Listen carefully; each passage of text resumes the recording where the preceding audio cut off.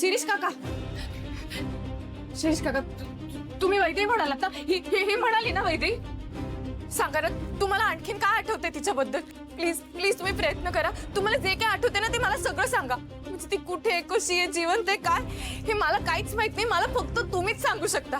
आणि मला खात्री आहे तुम्ही लवकरच बरी होणार आहात आणि मग मला माझ्या सगळ्या प्रश्नांची उत्तरं मिळतील. प्लीज बोला ना प्लीज. वैदेही बद्दल श्रावणी एवढं खोदून का विचारते? ही वैदेही श्रावणीची कोणी आहे का?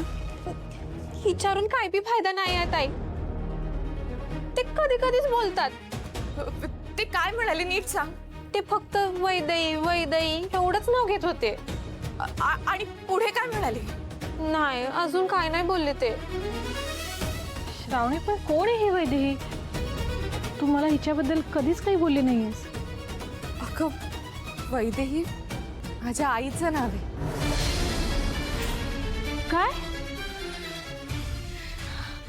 पण मग शिरीष काकांनी त्यांचं नाव कसं घेतलं?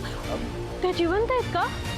अगं माझे जिवंत आहे की नाही मला काहीच माहित नाही. जे काही माहिती आहे ना ते फक्त यांनाच माहिती आणि म्हणूनच हे माझ्यासाठी खूप महत्वाचे आहेत. देवा देवा प्लीज यांना लवकर सगळं आठवू दे आणि मला माझ्या आईबद्दलचं सत्य कळू दे. श्रावणी, नको काळजी करू. ते हळूहळू रिकवर होत आहेत असं डॉक्टर म्हणाले.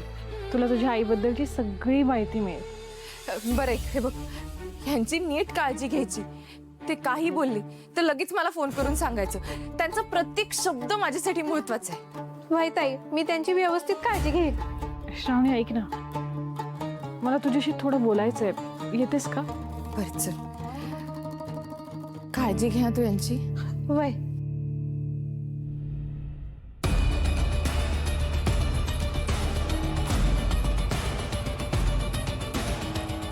वैदेही श्रावणीची आई आहे म्हणजे त्या शिक्षण मंत्र्याची बायको जी मिसिंग आहे.